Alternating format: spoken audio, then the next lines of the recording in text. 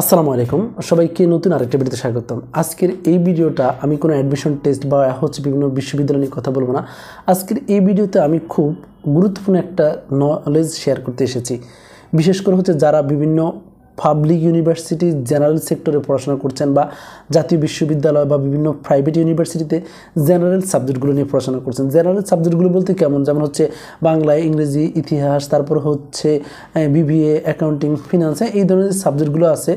7 college বা জাতীয় বিশ্ববিদ্যালয়, এইখানে যারা পড়াশোনা করছেন তাদেরকে নিয়ে আজকের এই ভিডিওটা।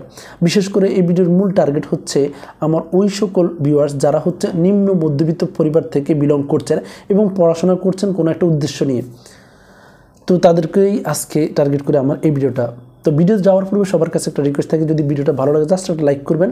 যদি কোনো কিছু জানা থাকে তাহলে পুরো ভিডিও দেখে একটা কমেন্ট করতে পারেন। আর যদি প্রয়োজন মনে করেন তাহলে আমার চ্যানেলটাকে সাবস্ক্রাইব করে রাখতে পারেন। আজকের এই ভিডিওতে আমি বলতে এসেছি, আমরা অনেকেই আছি নিম্ন মধ্যবিত্ত ঘরের সন্তান, জাতীয় বিশ্ববিদ্যালয় বা বিভিন্ন প্রাইভেট ইউনিভার্সিটি বা বিভিন্ন পাবলিক ইউনিভার্সিটিতে সাধারণ কিছু সাবজেক্ট নিয়ে পড়াশোনা করছি একটা স্বপ্নকে উদ্দেশ্য করার জন্য। তো অনেকে আছেন এই স্বপ্ন উদ্দেশ্য করার জন্য বাস্তবতার অনেক প্রেক্ষাপট, অনেক সময় অনেকে তারা এই স্বপ্নকে পূরণ করতে পারছেন না।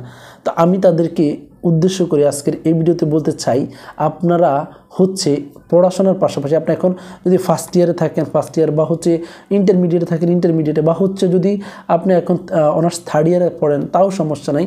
আমি মনে করি 6 মাসের যে কোনো একটা কারিগরি প্রশিক্ষণ করে যদি আপনি রাখেন তাহলে সেটা আপনার জন্য জীবনে গুরুত্বপূর্ণ একটা ভূমিকা আনতে পারে।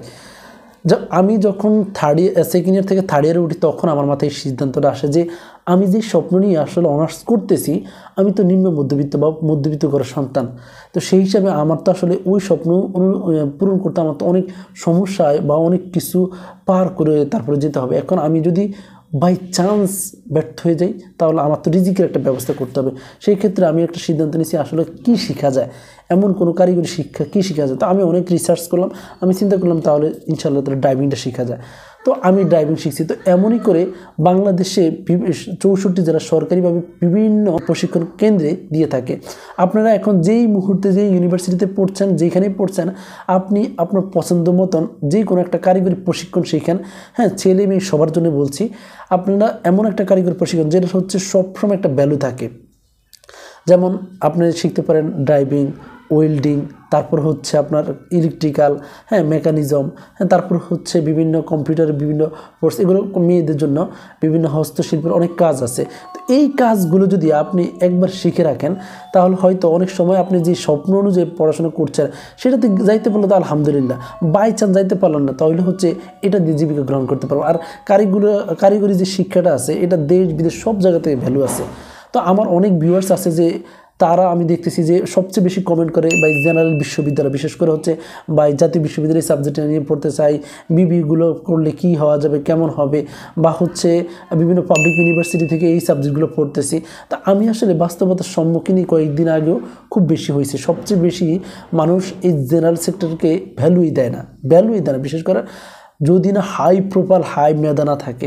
এখন মিডল ক্লাস স্টুডেন্ট কতজন আছে একবার সর্বোচ্চ মেধাবী, তবে সবচেয়ে বেশি দেখলাম কি এই মিডল ক্লাস ফ্যামিলির স্টুডেন্ট যারা, তারা সবচেয়ে বেশি সংগ্রামী, তারা সবচেয়ে বেশি উদ্যমী, কাজ করতে আগ্রহী।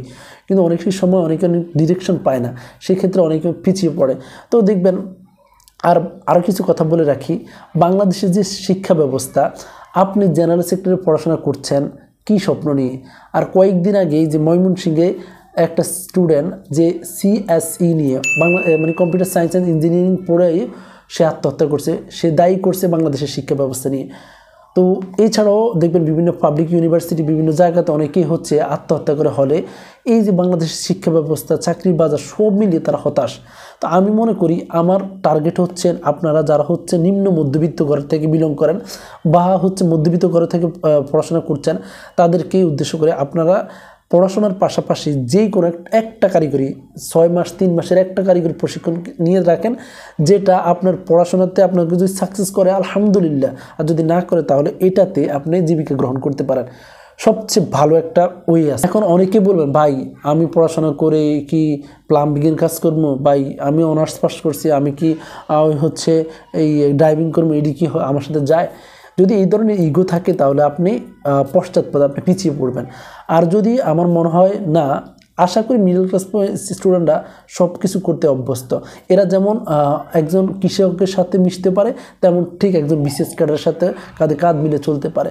এরা সব কিছুই পারে, আমার খুব দৃঢ় বিশ্বাস মিডল ক্লাস ফ্যামিলির স্টুডেন্টরা সব কিছুই পারে। এখন আমি আপনাদেরকে বলি, আপনারা যদি এইরকম মনোভাব রাখেন যে তাহলে পড়াশোনা করার কী দরকার আছে, আমরা গিয়ে কারিগরি শিক্ষা শিখলে তো শিখে না। জীবন একটাই, একবার ভাবেন, একটু সূক্ষ্মতা ভাবেন, জীবন একটাই। এই একটা জীবনে যদি আপনি শিক্ষিত না হতে পারলেন তাহলে জীবনের মৃত্যু পর্যন্ত হয়তো আপনাকে কুড়ে কুড়ে খাবে। আমি অনেক দেখছি আমার ফ্রেন্ড সার্কেল যারা ভালো টাকা ইনকাম করে কিন্তু তারা শিক্ষিত হতে পারছে না। কেউ 8-এ ফেল করছে, কেউ 10-এ ফেল করছে, হ্যাঁ, সে আর পড়াশোনা করতে পারছে না, ভালো টাকা ইনকাম করে আমি দেখছি। কিন্তু এখন তার মধ্যে যে ওই যে আনস্যাটিসফ্যাকশন, আমি একটু শিক্ষিত হতে পারলাম বা আমি শিক্ষিত, কারণ এটার অনেকটা গুরুত্ব আছে। আপনি যে শিক্ষিত হয়ে শুধু টাকা কামাবেন এই জিনিসটা এটা না, আপনার পরবর্তী প্রজন্মকে আপনি এগিয়ে নেওয়ার জন্য গুরুত্বপূর্ণ ভূমিকা পালন করবেন। এটা কীভাবে, জাস্ট একটু উদাহরণ দিই। আপনি যদি একটু সূক্ষ্মতা চিন্তা করেন, বাংলাদেশের প্রেক্ষাপটে বলি, বাংলাদেশে সবচেয়ে বেশি বিসিএস ক্যাডার হয় কারা? বাংলাদেশের সবচেয়ে বেশি টপ লেভেলের প্রশাসনিক দায়িত্বগুলো যেমন সেনাবাহিনী, নৌবাহিনী, হ্যাঁ, এই ধরনের বা বিভিন্ন ক্যাডেট কলেজে পড়ে কারা? তারপরে যদি বলি বাংলাদেশের সবচেয়ে বেশি কর্পোরেট, ইঞ্জিনিয়ারিং, ডাক্তারি পড়ে কারা? একটু সূক্ষ্মতা যদি চিন্তা করেন দেখবেন তাদের গার্জিয়ান, মা বাপ কোনো না কোনোভাবে শিক্ষিত, দেখবেন। যারা, জাস্ট উদাহরণ দিই, যারা বিসিএস ক্যাডার হয় 90%, আমি আবার বলি 90%, আপনি যদি রিসার্চ করে বাইর করেন 90% ফ্যামিলির সন্তানরাই হচ্ছে বিসিএস ক্যাডার, যারাদের মা বাপ স্কুলের শিক্ষক বা শিক্ষিত বিজনেসম্যান বা শিক্ষার সাথে মোটামুটি জড়িত। তারা বুঝে ছেলে তুমি এইদিকে না এইদিকে যাও, এটা করলে এইদিকে বিসিএস ক্যাডার হওয়া যায়। শুধু 10% স্টুডেন্ট আছে যারা নিম্ন মধ্যবিত্ত থেকে বা একবারে মানে গরিব সন্তান হয়েই সরাসরি মেধার জোরে একবার বিসিএস ক্যাডার হয়েছে। এটার সংখ্যা খুবই কম। কয়জন আছেন ভাই নিম্ন মধ্যবিত্ত করার সন্তান যে একবার ডাইরেক্ট মেধাবী? এটার সংখ্যা খুবই কম। সেই জন্য আমি বলতে চাই শিক্ষা গ্রহণ করা এটা কোনো খারাপ দিক না, অবশ্যই শিক্ষা গ্রহণ দরকার আছে আপনার পরবর্তী প্রজন্মকে এগিয়ে নেওয়ার জন্য। যেমন বলা আছে যে আমাকে একজন শিক্ষিত মা দাও, আমি একটা শিক্ষিত জাতি দেব। সেম, আপনি যদি শিক্ষিত হন, আপনি যে ভুলগুলো করছেন, যে মূর্খ আছে, মোটামুটি অল্প জ্ঞান আছে, পড়াশোনার সাথে তেমন সম্পৃক্ত নয়, মাসে 50,000 টাকা কামায়, তার সাথে আপনার মেধাটা ম্যাচ করবে না, কখনো ম্যাচ করবে না।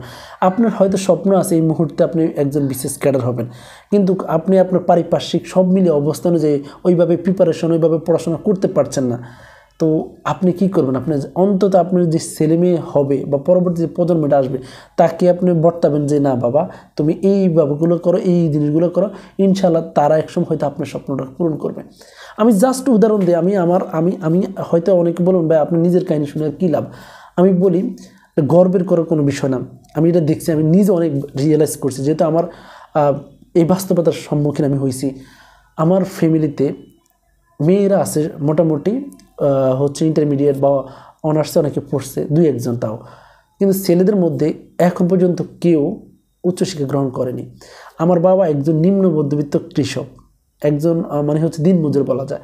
তো সেই জায়গা থেকে আমার বাবার স্বপ্ন হচ্ছে ছেলে পড়াশোনা করে কোনো একটা জব করবে।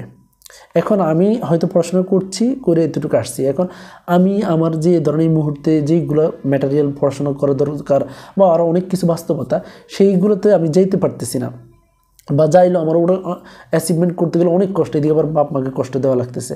তো ধরেন আমি আমার কোনগুলো ভুল কোনগুলো সঠিক ছিল সবগুলো যেমন আমার নিজের মধ্যে এটা আয়ত্ত হয়ে গেছে, হয়তো ইনশাল্লাহ পরবর্তী যে প্রজন্মটা আসবে আমার, সেটাকে আমি আবার ওই আমার বাবা যে স্বপ্ন তা পূরণ করাতে খুবই সহজ হবে। আসলে এইভাবেই একটা প্রজন্ম উচ্চশিক্ষা থেকে উপরের দিকে যায়। আর আপনি যদি দেখেন বাংলাদেশের এই যে যারা উচ্চ ক্লাসে আজকে জব করে, বিশেষ করে কয়েকদিন আগে যদি বলেন এই যে আশিক নাকি এই লোকটা, উনি খুব মেধাবী, ওনার ফ্যামিলি ব্যাকগ্রাউন্ডটাই দেখেন না আপনি, ওনার ফ্যামিলি ব্যাকগ্রাউন্ড দেখেন, আবার ওনার দাদার ব্যাকগ্রাউন্ডটা দেখেন, তাহলে বুঝতে পারেন এদের প্রজন্মটা কীভাবে আসতেছে। অবশ্যই শিক্ষার মূল্যায়ন আছে, শুধু শিক্ষা অর্জন করে টাকা ইনকাম করবো তা না, নিজের জন্য, নিজের পরবর্তী প্রজন্মের জন্য, এটা খুবই গুরুত্বপূর্ণ একটা বিষয়। তো আমি যেটা বলতে চাচ্ছি আজকের এই ভিডিওতে, আপনারা হচ্ছে যারা যে কোনো সাবজেক্ট যেখানে পড়তেছেন, first year, second year, third ইয়ারে, অনার্সে, আপনারা হচ্ছে এই পড়াশোনার পাশাপাশি এমন একটা স্কিল শিখেন এই স্কিলটা হচ্ছে আপনার যদি পড়াশোনার ব্যাকআপ হিসেবে থাকবে। ধরেন আমি পড়াশোনা দিয়ে এই ইনকামটা করতে বা এই জবটা পেলাম না, আমার পরবর্তী ধরেন এইটাতে চলে আসলাম। তবে আমার ক্ষেত্রে আমি যেটা বলতে চাচ্ছি, লজ্জা শরম থাকলেও তাদের জন্য এগুলো প্রযোজ্য না। আমার ভিডিওগুলি হচ্ছে ওই উদ্যমী যারা হচ্ছে নিম্ন মধ্যবিত্ত ঘরের সন্তান, তাদের জন্য। এই সকল স্টুডেন্টদেরকে নিয়ে আমার কাজ করি। তখন আমি প্রচুর পরিমাণ কমেন্ট পাই, যখন আমি হচ্ছে জানতে চাই আসলে অনেকেই হচ্ছে এই ধরনের কথাগুলোর জন্য অনেক সময় পিছিয়ে পড়ে, অনেকে হতাশ, অনেকে হচ্ছে অনেক বিষয়। সেম এই জায়গাটা থেকে যদি আমি আমার এই কমিউনিটিকে সচেতন করে উপরে নিতে পারি, এটা অনেক বড় একটা স্যাটিসফ্যাকশন। যখন অনেকেই কমেন্ট করে, ভাই আপনার ভিডিওটা আমার খুবই উপকার হয়েছে, ভাই বিশ্বাস করেন আপনার এটা জানি আমি খুবই উপকৃত হলাম, বিশ্বাস করেন আমি অনেক বড় একটা প্রশান্তি লাভ করি। ইউটিউব থেকে যে শুধু টাকা ইনকাম আসে তা না, আমি আজকে কয়েক বছর ধরে ইউটিউব করে আমি এখনও একটা টাকা ইনকাম করতে পারি না, করিও না। কিন্তু সবচেয়ে বড় হচ্ছে কি, অনেকেই আমাকে বলবে আপনার এই কথাটা দ্বারা আমি খুবই উপকৃত হলাম। বিশ্বাস করুন এটা অনেক বড় একটা প্রশান্তি। মানুষের সেবা করা, মানুষের অনেকভাবে সেবা করা যায়। তো আমি মনে করি এটাও এক ধরনের সেবা। তো সেম আবার অনেকে হচ্ছে আবার কমেন্ট করে, ভাই এই হে কথা বেশি বলেন, এই সে অনেক কিছু বলে। তারপরে আলহামদুলিল্লাহ আমি চিন্তা করি, একটা প্রিডিকশন করি যে আসলে আমাকে ভালো কমেন্ট কয়জন করছে, খারাপ কমেন্ট কয়জন করছে। যদি খারাপ কমেন্টের মাত্রা বেশি হয় তাহলে ওই কথাটা বাদ, আর ওই ভিডিও ওই সেক্টরটাই আমি ওই কথাগুলি বাদ দিয়ে দেবো, ওটা দরকার নেই। আর যদি দেখি না ভালো কমেন্টের মাত্রা বেশি, তাহলে ওই খারাপ কথাটা আমি না ধরে ভালোটার দিকেই এগিয়ে যাই। সেই জন্য হয়তো আমার এই ইউটিউব চ্যানেলটা আস্তে আস্তে আপনাদের কাছে পরিচিত হচ্ছে। ইনশাল্লাহ সবাই মোটামুটি সাপোর্ট করছেন বিদায় আমি কোনো লাভ নাই, আমি আমার সময়গুলো ব্যয় করি এখানে ভিডিও আপলোড করি। ইনশাল্লাহ আমি চাই নিম্ন মধ্যবিত্ত সন্তানগুলো উপরে উঠে আসুক, এটাই আমার কামনা। সেই পর্যন্ত সবাই ভালো থাকবেন, সুস্থ থাকবেন, দেখাবো অন্য কোনো ভিডিওতে। আসসালামু আলাইকুম।